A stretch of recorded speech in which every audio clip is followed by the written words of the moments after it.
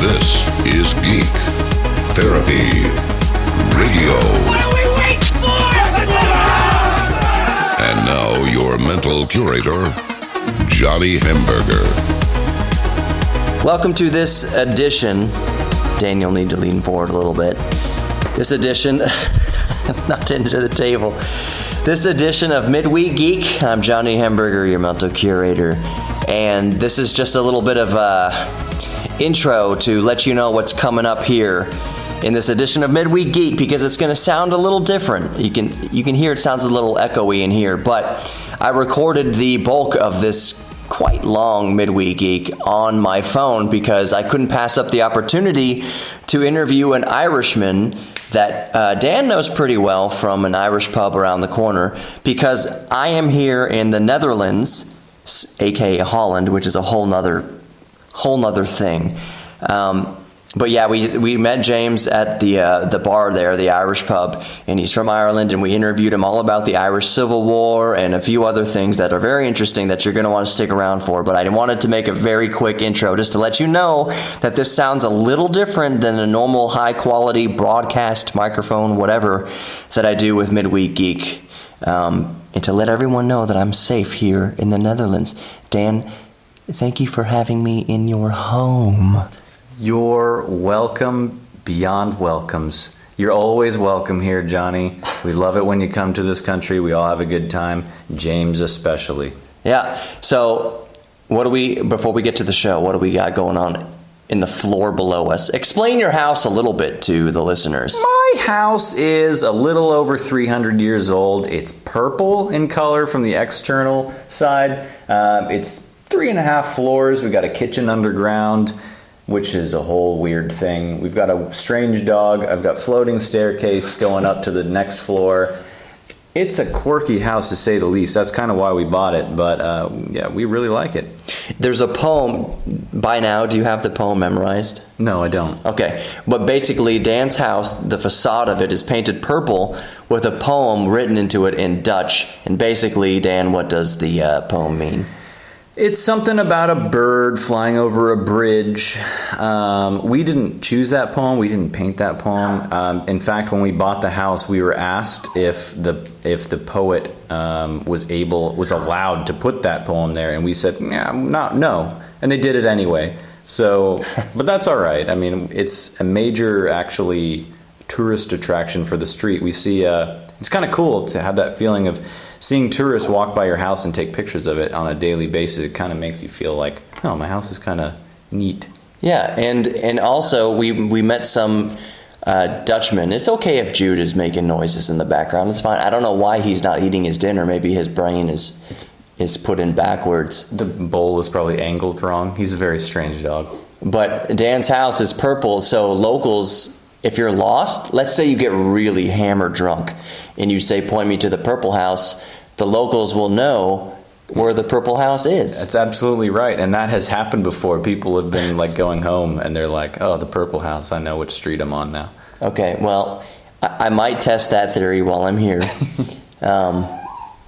Jude, do you want to be on the radio?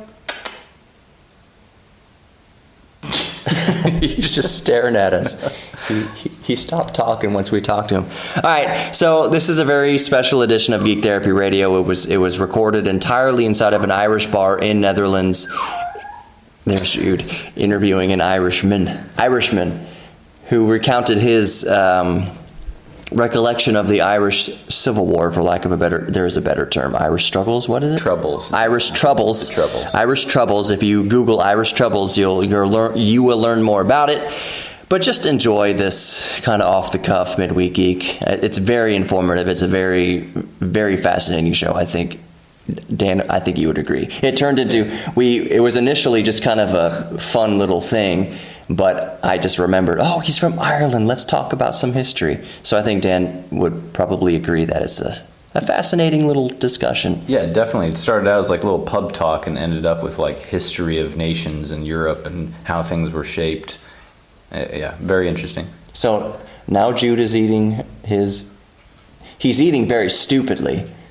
If I can commentate on his eating right now, real quick before we get into the interview, Dan's dog Jude looks like an Ewok and an AT-AT at the same time. From Star Wars, he has big, gangly, long legs like an AT-AT that you could probably throw a belt around real fast and trip him up.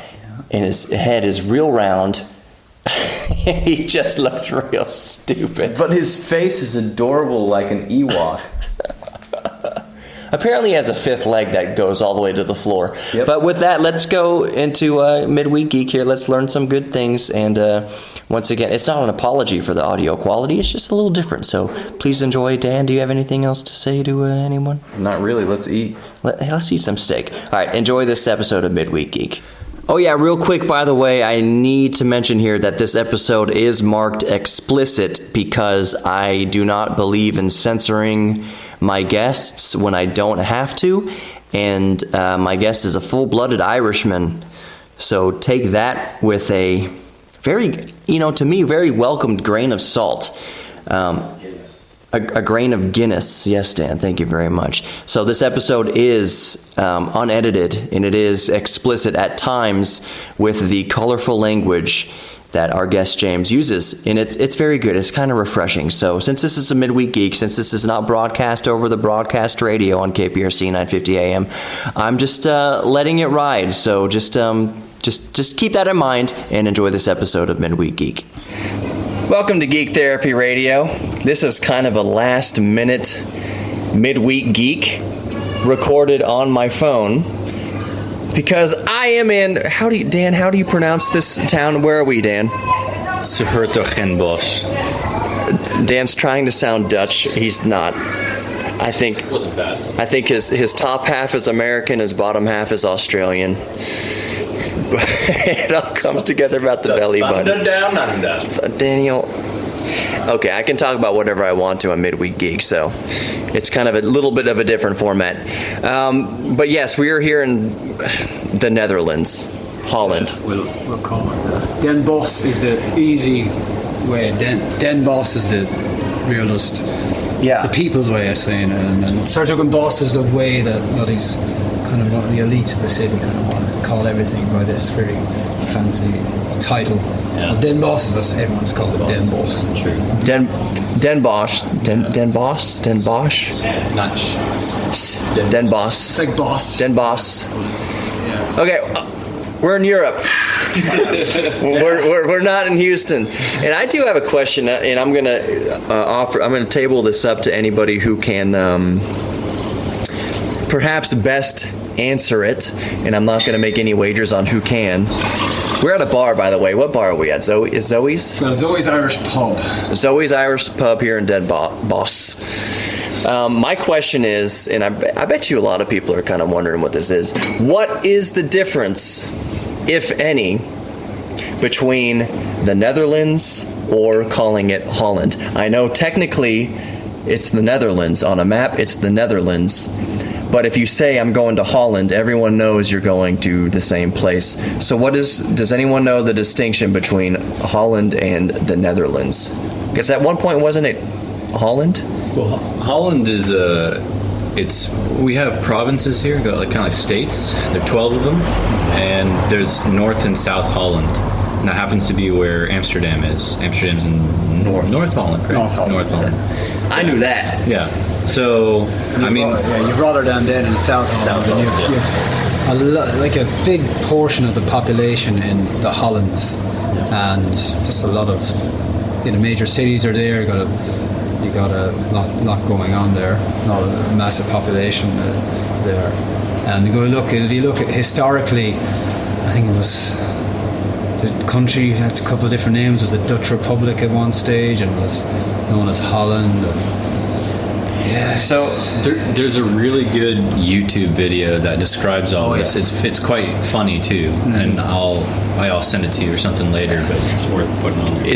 Is it the video from E-Bomb's world of world history with the nukes and stuff? I don't know where. WTF, mate? I know. No, I know. different. Do you remember E-Bomb's world from back in the day? My voice is cracked. I've heard about it.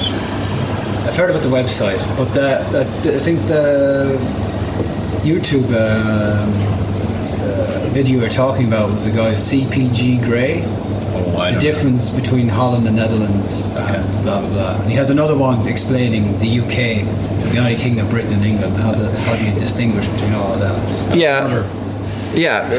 Okay. By the way, the strange Irish voice accent you're hearing, I haven't introduced him yet. I'm going to let him introduce himself because I don't. James, right? That's right. James. I already gave it away. This is stupid. James, where are you from? I'm from County Offaly in the middle of nowhere in Ireland that no one has heard of. But Okay. So if you're throwing a dart, where is that? yeah, if Ireland is a dartboard, you're hitting the bullseye. So right in the centre. So right in the center. Yeah. Okay, so what's the nearest major city? Don't want to say Dublin. It's probably Dublin, isn't it? Yes, it is probably Dublin. We're about 60 miles from Dublin. And 60 miles? Yeah, 60 miles is about 130 kilometers? Yeah, it's about 80 miles, I reckon. And that's Do they use miles in it's a weird thing. It's a weird thing in Ireland that all kind of like UK a little bit? Yeah, all my parents and whatever, we talk in miles or that by oh, he's 5 foot. That midget's 5'2". This blah blah blah. I was going down. I was driving 70 miles an hour along this road. Yeah.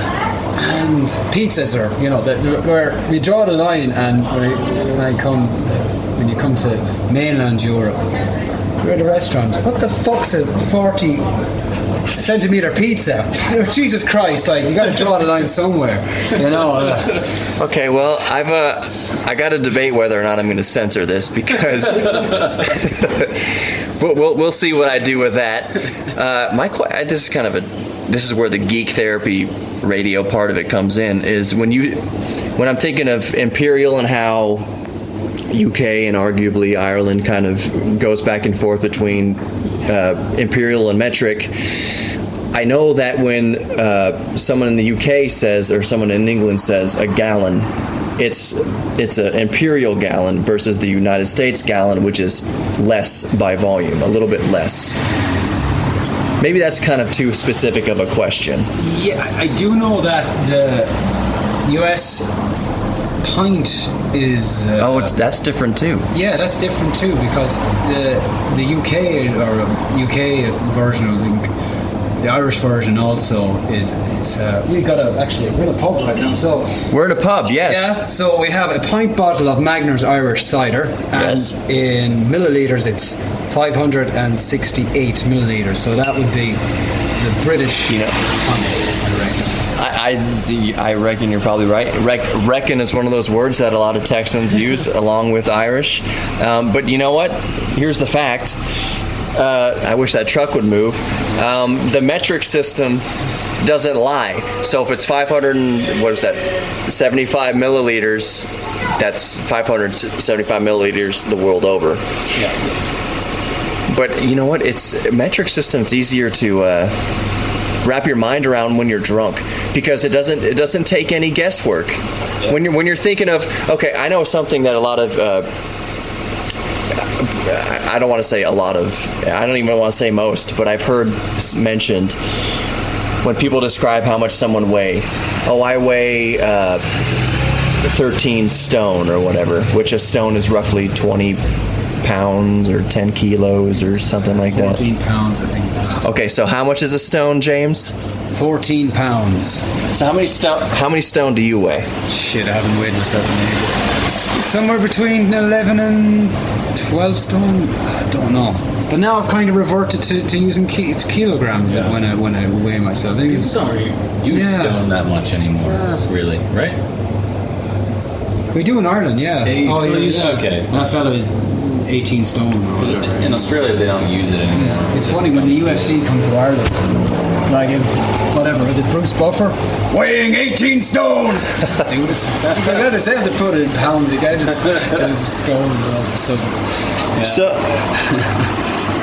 that's real. I mean, that's a whole different tangent we can go down as to why I would say that different places in the world use different measurements, but it's really the whole rest of the world's using metric in the United States. It's the United States and one other, I think, Caribbean, or was it African country? Who uses imperial? Who uses imperial? Canada? What? That's another country. yes, I know Canada is another country. You sure though? But I mean miles and American gallons and inches and feet. I wouldn't be surprised if there's some random country, maybe in the Caribbean or in Africa, I want to say like Northern Africa somewhere uses. well, it's possible Liberia, I think, was... It might be Liberia. Liberia was a actually freed slave kind of nation, and they might, I don't know, I'm not sure, but it could be. Here's a good question. I'm going to ask James first because I'm using my phone here, and it's better to aim the phone at who's talking. It just sounds better. So I'm going to ask James first. England, at least, drives on the left side of the road. Are there any countries in Europe that also drive on the left? Maybe Ireland would also. Ireland drives on the left. That's kind of close to England, though. Yeah, well, like the biggest trading partner, I suppose, whatever you call it. Ireland does most of its business with the UK, and Yeah. so it just makes sense, I reckon. That would make. Is there any? I'm mainland because I've only heard that sometimes people in the UK don't like being referred to as Europe. Like if you told someone from London, "Hey, you're from Europe," I'm from London. It's an island. We are separate from the mainland. Yeah, I do. It's when you have the island. Like and people in Ireland would say Europe, they refer to mainland Europe. So, but you are Europe, yeah, but we mean the continent. Right. Mainland Europe, which connects where we are right now in the Netherlands to everywhere. Right. To fucking Moscow or whatever. I'm just not going to edit this. I'm just going to keep those in there. I'm just going to put explicit on the thing there. Yeah. If I ever use this for the actual air, then I will have to FCC qualify it. So the English Channel kind of separates. I think that's the distinction. If you told a Londoner you're European and they got all pissed off, they might say the English Channel is what separates us from mainland Europe. I don't know. I may be way off base. I've just heard that sometimes some people from London or from England, from the island of England and even Ireland, would be offended if you called them European. Because the sun never sets on the UK? Well, in the former British Empire. The British Empire. Former British It sets now thanks to a little continent in the across the ocean. Oh, that's true. Never mind. With Brexit and all that, they might make it set even faster because Scotland might, after a few years of that. Really? They may, like, because they already had their referendum, so if it goes tits up there, sorry, explicit. It's okay, you're Irish. Yeah, exactly. It's they force-fed this language, so. Yeah. So it could really shake up the whole United Kingdom thing. So you think Scotland might break off? It's a possibility, yeah. It's a possibility. Dan, what do you think? Well, a couple of things. Back first to your car, like on the side of the road thing. I was wondering about the same thing, and because last year I was in Ireland and I drove to the Northern Ireland, and I didn't know if that was going to be you have to change the side of the road and how that was all going to work. But yeah, it's all the same side. You just drive right through. There's not even a border check or anything. You just drive through. And then with the people being offended or whatever about being called Europe when they're in the UK, there are very distinct and wide differences between people from the UK and from Europe. We have people from the UK in our office, and they genuinely think totally differently than people in mainland Europe. So from somebody in the Netherlands to say something like Italy or something, that's an extremely different culture, but there are at the same time similarities in the way that they act and think and do things, whereas the UK, even though it's closer, they operate, they work differently. They just, you know what? I'm not going to get into the stereotype of Italian workmanship. I didn't mean. I was just using them as an example. Yeah. Okay. I see where you're going with that. Lovely. Italy is a lovely place. Traffic lanes and lights and signs are just suggestions. I should probably just stop it right there because there's some shady stuff that goes on in Italy that we've noticed. Innocent candy wrappers being waved out of car windows may not just be innocent candy wrappers waved out of car windows. That's true. Depending on the color and the phone number on the side of the car and the frequency at which your taxi driver's phone rings.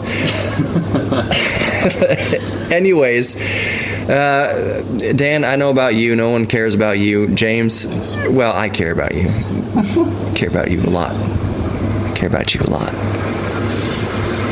Just a disturbing amount. All right. So, James, you're from the heart of Ireland. You said roughly, if you're throwing a dart on the map, it's probably closest to Dublin. You know what I could ask about? Here's probably a good question that just came to my mind. Because I own one of these things, and I think you'll probably know exactly what I'm talking about right when I mention it. Okay.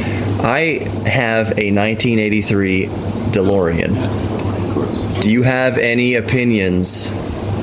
What do you know about it, or do you have any opinions on that whole scandal of the 80s? And do you know where DeLoreans were produced? It was in Jesus, lad. Ask the guy with no driver license. You don't have a driver's license? I don't have a driver license. Ask the guy that doesn't have a driver license. But you know the car from Back to the Future. Yeah. Was And it you- UK? Was that not British? The British government put I want to say about 40 or 50 million into it. Yes. But it was built in Belfast. All right. And this was not the early 80s. That's a better question. Who cares about the car? Were you born? You were born and raised in Ireland. Yes. Would you be comfortable or care to talk about anything with the? What year were you born? 89. Okay, so it might have been kind of toning down. We're about to. We're opening up a can, dude. Oh man, 16 minutes in. This is good. This is really good. If you want to, maybe your parents have talked about it, or your grandparents, the Irish Civil War. Is there anything that you can mention? Like you don't have to say what side your relatives were on, because that might still be dangerous now in 2018. I don't know. But do you have any recollection of that? So you're talking about in the War of Independence? Just the Irish Civil War, just the IRA and the. Oh, you're talking about the recent. Oh yeah. In the 70s and 80s, the bombings and all that good stuff. Like it's weird. You look at Ireland and it's so tiny. You wouldn't think about terrorism and stuff like that in recent memory there. But you look at Ireland. It's so tiny. I think the state of Indiana, I think, is the same size as the whole island of Ireland. So okay. That's quite small. But I'm about maybe 150 miles, maybe 200 miles from all that stuff went down. Yeah. And in Ireland, that's a lot further away than what 200 miles is in the States. You know, you got one way to show it is the way accents change. Yeah. From you go an hour in any direction, and you'll hear there'll be a different be a different tempo. There'll be a different accent. Different. For instance, I can understand what you're saying versus somebody else. I've heard Irish accents that sound like just not English, but go on. Yes. So, I mean, I'm trying to Paint the picture. Yeah, exactly. The picture I'm trying to paint here is that even though you can drive from the north to the south of Ireland in about 5 hours, there's a lot of cultural differences or whatever, little pockets, and the U.S. has. Yeah, I think probably most countries have. Yeah, even here in the Netherlands, which is also quite a small country, you have vast differences from the south and the north and all that. Yeah. So. But anyway, what I'm trying to get to is that we're pretty far removed from Belfast in Northern Ireland, and what I remember growing up, it was in 1998, there was a deal made to call it the Good Friday Agreement. So you had the British Prime Minister and you had the Irish Prime Minister at the time. You had Bill Clinton in there, and they tried to hammer out a deal, and that's where. Is that what's still holding today? Is that that's still what's holding today? And there was deals done with guys that were in prison who would have whatever. They get pardoned? Yeah, they got pardoned. So you got the paramilitaries from the Unionist side. Unionists being they count themselves as British.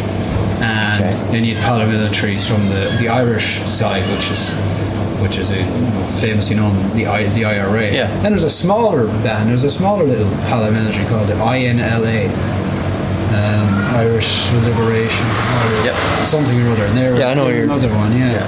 I've read some of. I don't know as much as. Books. I read Daniel's dad wrote a book on the Irish Civil War. I've read lots of DeLorean books which cover it in great detail and length. They threw Molotov cocktails over the fences of the factory in Belfast because they didn't want the factory there. But anyways. Yeah. So, did your parents or grandparents ever mention? Not really. No. I knew what was going on the TV and the news, and like the one big thing I remember as a bombing was the Oma bombing, where it's a small town in I think it's a little bit over In the 90s? This is 98. Yeah. Wow. So 98. Something like 98. Yeah. Around it's 97 or 98, but I didn't know it was that recent. yeah. So this deal was hammered out in same year, 98. Yeah. So I remember, so I was born in 89. So yeah, you hear about it or whatever on the news or whatever. But the thing, and then what pisses off people and the Irish people, in the north of Ireland is that a lot of people in the south kind of remove themselves from the conflict and kind of said, oh well, you kind of deal with that, and we kind of step back, you know. So The kind of the Switzerland of World War II. That's a way oversimplification of. It's probably way off base. Scratch that from the record. Yeah. So a lot of people think that we were abandoned. You know, that there was just maybe just it was like, oh well, you guys, whatever, you guys figure it out yourselves, kind of thing. And we just want to get on with. You know, it was the 90s, and the economy was growing, and people were starting to get money because Ireland was pretty much a pretty poor country up until the 80s and 90s, and we had this thing called the Celtic Tiger, and during the 90s, just everything started picking up. So maybe everyone was like, "All right, well, I want a new car. I want to build a house or whatever." So that stuff up there, leave it alone. So Southern Ireland was, after this agreement was made in 1998, Southern Ireland was okay with it, cool with it. Yeah, and they wanted to get on the gravy train of prosperity and everything, yes. and any sort of strife or conflict, let the Northerners decide. Kind of, that was it. And then there's always people, you know, there's always pockets of Republicans who would align themselves with the IRA, there's pockets of them all around Ireland. But I think maybe the general sort of feeling is like, okay, leave it. And then growing up as well, if you think about, you know, people don't really go to the north from where I am. People don't really go, let's just go up to Belfast for a weekend. People are kind of afraid of it, you know. And I remember Even in 2018? maybe a little bit weary of it, you know. I remember there was a girl in my class who would have just always went across the border and whatever, and it was just something they did. And A border? Oh, because it's a different state. well, yeah, because it's province, controlled by the United Kingdom, you know. It's a different country. It's the United Kingdom territory, you know. And that, you know, she'd just go over there, whatever, with her dad or her family, and, you know, she wouldn't think anything more of it. And other people, like, you know, maybe her class or whatever, and get vibe that, they're up there, let me go there. So there's still kind of a stigma. It's not totally. A bit of a separation. Yeah, you know, it's not totally all ironed out. No, right? no, It's still some tension there for sure. Yeah. it's taken another couple of generations or whatever for that. It's a very. It's one conflict that gets pretty oversimplified. Oh, it's just a sectarianism thing. It's a Catholic Protestant thing, but it's an identity thing. The people identify as Irish, or people identify themselves as British, and you had the whole thing kicked off as a inspired by the civil rights protests in the US in the 60s. In the 60s. So there was protests in the street because the Irish Catholics, they couldn't get a job, they couldn't vote, whatever, second-class citizens. So then that started the protests, and then there was violence and whatever, and it kind of all sort of snowballed from there. I didn't know or think about that. It was kind of sparked by U.S. civil rights because inspired, or people see what's going on, and the U.S. has looked on other uprisings in the world to inspire there. The civil rights movement in the U.S. was probably inspired by other civil rights movements in the world. It's kind of interesting that the civil rights movement in the U.S. was a little different in that it was a race of people basically wanting equal rights when they didn't have equal rights. But it was the same thing. The Catholics in Ireland felt that they didn't have equal rights. And when you can't get a job because they see on your resume that you're Catholic, of course that would make people... What does my religion have to do with how well I can use a hammer? Yeah, mind the pun, but it's not as black and white, I suppose. It's not as obvious. Literally. There's even little things, little hints. If someone is a unionist being count themselves as British or nationalist or Republican, if you count yourself as Irish, that I think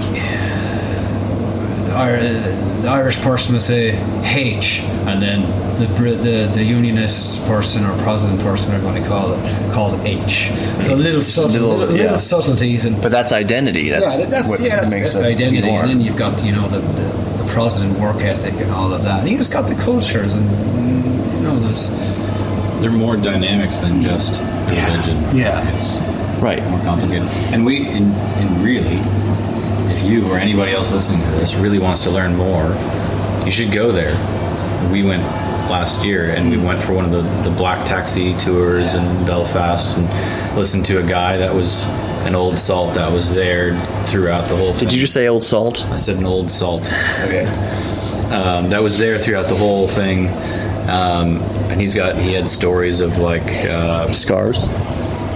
He didn't have physical scars, but there was one. That's a big, it's the mentally and emotional are worse than. Yeah. Anyways. I mean, in one situation, there was a bombing and a man was killed, and then the man's kids were there, and he as a taxi driver took the kids home to their house, and he had to kind of deal with that the best that he could. And there are a lot of stories like that, and a lot of things that you can learn by going there. And for me, going there, hoping that it was going to answer everything and I was going to have a full understanding for everything, no, that was a total failure. That you just start to learn that there's so much more to it than you ever thought possible. And like James said, you hear about it oversimplified. Yeah. When it's like most things, it's way more complicated. It's so easy. Dan and I were kind of having this discussion on the way home from the airport when he picked me up, that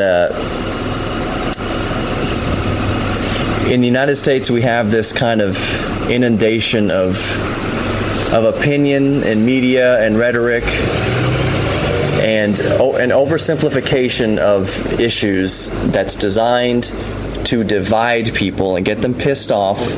But most of all, it was, as far as the CNN and Fox and all that stuff, it's designed to get you to the commercials, to see the car commercials and to see the Tide commercials and stuff.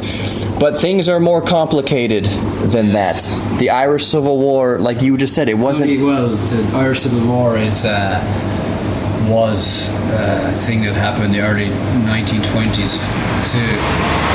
This is a title is the Troubles is what I suppose. If you're going to Wikipedia this, type in the Troubles or the conflict in the north of Ireland between 60s throughout the 'Cause that's a whole other thing that you learn. There's so much more history. It actually, the Dutch are involved in the history of this whole thing. It's like way back. Isn't that's why their color is orange? Yeah, right? William of Orange came and he was defeated King James, and then King James and Willie were like they had a battle, the Battle of the Boyne, and Willie won, and then Willie kind of took over Ireland, and that's that. And all that feeds into the Troubles. Even it's all part of it, and that's how long ago was that? A few hundred years ago. 1500s or 1600s. Yeah. And the Irish flag is it's actually inspired from the French flag. So it was a green, white, and orange, and green is to represent the Irish and the historically Catholic side. Orange then is the Unionist, the Protestant side, and the white being the peace between them. Interesting. And the French, I think that whatever the French flag was, kind of similar. See, one of the big things about Geek Therapy Radio, and the biggest thing about Geek Therapy Radio is that we're all geeks about something, and I and Dan, that I know for sure, are pretty big geeks about history. History is very fascinating. James, I don't know where you stand on when you were in school, did you find history particularly fascinating, or? It's only in the last couple of years I find history. Right. Like podcasts like History on Fire is awesome. Have you heard that one? I've not listened to it personally. This is a Italian guy, speaks a big, thick Italian accent, but he's living in the States for like 20 years, so he's just like, he'd have a podcast on Teddy Roosevelt, just history. Yeah, I'm sure it's not just American history; it's probably European history and just anything. History on Fire. History on Fire. History on Fire. Check it out. Free plug. Is that how we pronounce it? Do it. History on Fire. That's an Irish guy doing an Italian accent. Bleep that out now. No, you already said. Well, I'm not going to repeat it. I'm not beeping it. I'm going to put explicit on the little thing here. I have to do that so I don't get in trouble. So, but for me, history now in the last couple of years, there's an awesome book called *Sapiens* by Israeli dude called Yuval Noah Harari, and it's a big bestseller. And Zuckerberg and Obama and whoever has plugged it. So it's. They've already. Repeat it one more time. *Sapiens*. *Sapiens*.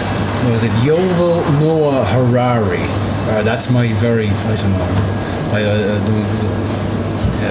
I'm sure that's. Yeah. I'm sure that's going to do it. This guy's got a book coming out next month because 21 challenges for the 21st century or something along those lines. So do you hear about that? If you read a review of it, look it up. But that got my idea about history. So he kind of gets the whole history of humankind and what sets us apart and all of that. So I've got into that recently in history. And then there's I've listened to a bit of Hardcore History. Have you heard that podcast? I've not. Yeah, let's plug whatever we want. What history podcast are you into? A guy called Dan Carlin. It's Hardcore History. Dan Carlin? Dan Carlin, yeah. Hardcore History. Yeah, so that's another good podcast. And then how I got to know those podcasts. It's a rabbit trail. Yeah, is the Joe Rogan experience. So and this really, a lot, yeah. Joe Rogan. He's I do listen to Joe Rogan quite frequently. But back to my point. Yes. We're all geeks about something, and and before I even started this, we're at about 33 minutes here.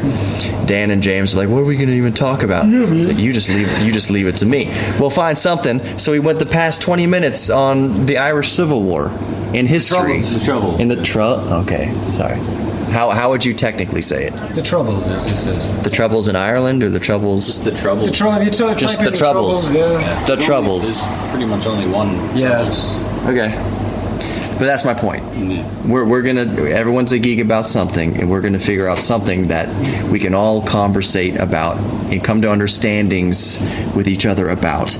That there's more that unites us than that divides us, and one of those things is understanding and learning from history, our own history, others' history, and how it's not so far off from whatever someone might be listening to this in Venezuela or something like that. And there might be something to be learned from the Troubles that might help in Venezuela. I'm not saying that it will. I'm just one person saying stuff.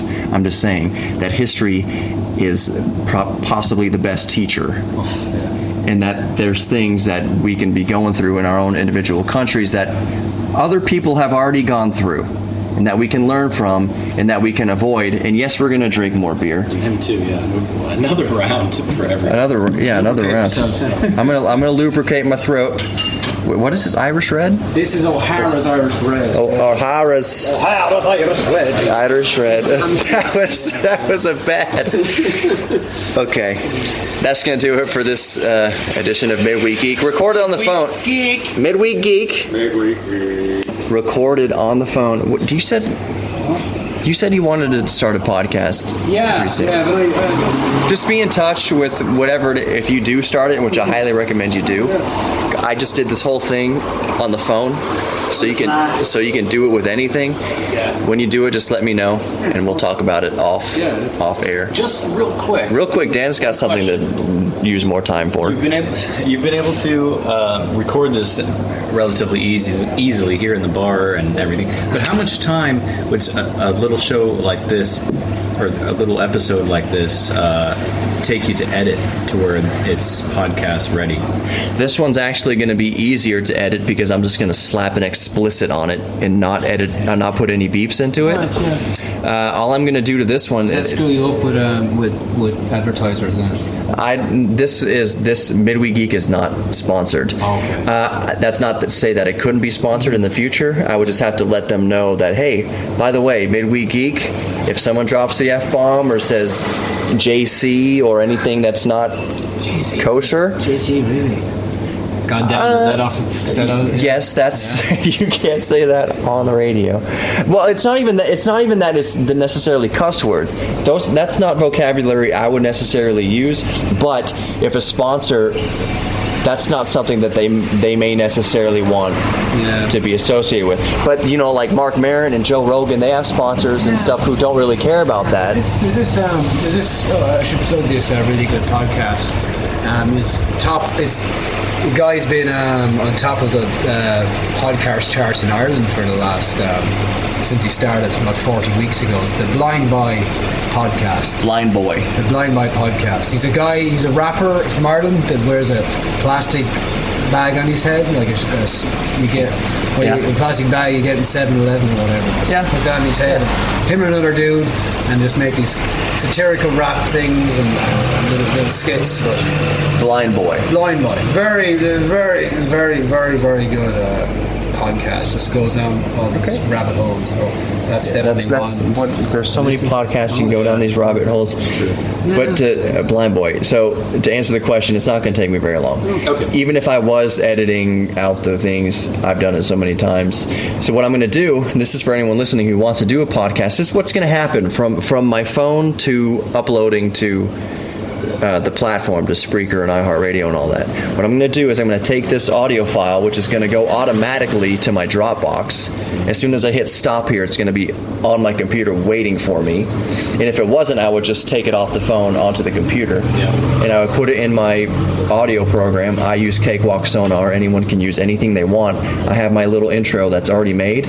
All that's going to happen is I'm going to delete the old podcast that's there, and I'm going to put in this new audio that I'm recording right now, right at the end of that intro. So it's going to say Geek Therapy Radio or Johnny Hamburger or whatever, and then it's going to be this audio from the beginning. And I'm going to export it as an MP3, and I'm going to upload it to Spreaker. Done. I'll do bump music out of it. Like whatever we're gonna say at the end here, the last few seconds is gonna have audio that kind of ramps up underneath it, and it's gonna go out. But all in all, it's by far the longest process is this recording, which is at 38:15 right now. Which isn't work. It isn't tough because it's an easy flowing conversation to have. But the actual putting it together is going to take me maybe 10 minutes, 15 minutes tops. For Midweek Geek, for the actual broadcast, it takes me more time because sometimes I have to edit and whittle down segments to fit my 8 minutes, 10 minutes, 11 minutes, 10 minutes format. That's a sweet ass car that just went by. That can take me up to a couple hours to do. And then I guess get set up on iTunes, or you got so much Just go on platforms. Spreaker. What's one? Spreaker. Yeah. Right. I'll tell you about it. All right, yeah. Off the thing. It's not very. My biggest advice for you, James, and for anybody, even whoever wants to even think about doing a podcast, is just do it. Yes. Just start getting it out there. The sooner you start, the sooner that it can get traction, if you want it to get traction. The other thing is to be have a schedule about it. Mm-hmm. Don't just put one thing out every 6 days and then you wait 3 months and put out another thing. Have a set kind of schedule with it. As a podcast, regular podcast listeners are like, you got a guy, you might have 2 podcasts in a month, and then he might have 6, and you're like, what the hell? You're gonna lose them. If you put out one thing first, no one's gonna see it. If you put out one thing, if you put something out regularly, even for just search SEO, search engine optimization, you need to keep putting something out regularly, but you have to stick to that schedule. My schedule is put at least one thing out once a week, which works out great because the show that airs on the air comes out once a week. So I'm kind of set, and I have to put something out once a week. This Midweek Geek thing right here is just like supplemental. It's people who have subscribed to the podcast. It's like a bonus thing where they get to hear people cussing, they get to hear people just being real and being themselves, and I can go off on 40-minute tangents about the troubles. So it starts out 15 minutes of whatever the heck we're doing here, and then it ends up with actually something that's something you can really sink your teeth into. Yeah. And that's the beauty of it. You never know where it's going to go when you first start. And in this case, it's good. And I need to wet my whistle some more because the buzz isn't wearing off. I am quite jet lagged, and drinking this Irish Red is helping me forget how tired. A disclaimer, anything I said is probably very non-historically but it's historical to your memory. Yeah, it is. Yes. Yeah, so what do I know? This is just for my memory. But the point is that the people who subscribe to my podcast know that the point of Geek Therapy Radio isn't that everything that's going to be said here on my show ever, even if it's just me by myself, even if I've researched a topic ad nauseum, it is meant to send people off on that journey themselves. So if someone is really interested in the troubles, whether what you said is 100% factual or not, it is mostly factual, but it's going to send them off on something they didn't think about before. And they're going to go do their own research. They're going to go to the Wikipedias. They're going to go do their own research on stuff. Even the left-hand drive stuff, even our British people, upset if you call them Europeans. It'll get them going on their own. Are they? They'll look up stuff. They're going to Google something other than a Kardashian. That's the point. That's the whole thing. They're going to go off on a rabbit trail that educates them, and that's what my whole thing is. Yeah. So you don't have to be 100% perfect. I've already said that I'm never going, as much as I want to be, I'm not going to be 100% perfect, because by the time the show comes out, facts will have changed even in those few hours. So the point is to send people off on their own research. Divert their Google search from Kardashian to the struggle. Troubles. Damn it, see? Anyways, that's the point. Dan, it looks like you got to break the seal again. I got to do it too. I'm going to do it too. I'm going to keep wetting my whistle. Thanks James, for having us on. Thanks for having me on, James. Yeah, it's been a great spontaneous little chat. Yep. It's awesome, and hope it gives me a kick in the ass to do my own Absolutely. show, I'll send you the link to this. I'll put it up later tonight because I need to do it by Wednesday. It's It's almost 11 a.m. Texas time, and I usually put up my midweek geek by 5 p.m. Texas time. So I've got several hours to. What time is it? 6 p.m. It'll be good. That's gonna do it for this edition of Midweek Geek. Thanks to James and Daniel for being my very special guests on here. James, cheers. Let's get a clink in here. Yes, that was perfect. Stay tuned to Geek Therapy Radio for the actual broadcast on Saturday night here on KPRC 950 AM. Make sure you subscribe. This was a great episode. It's awesome. GeekTherapyRadio.com, Geek Therapy on the Buzz, 945buzz.com, Sunny991.com, KPRC950.com, all that good stuff. Johnny Hemberger, your mental curator, over and out from Geek Therapy Radio here in Den Bosch. Not problems. Den Bosch. I'll see you guys in a few days.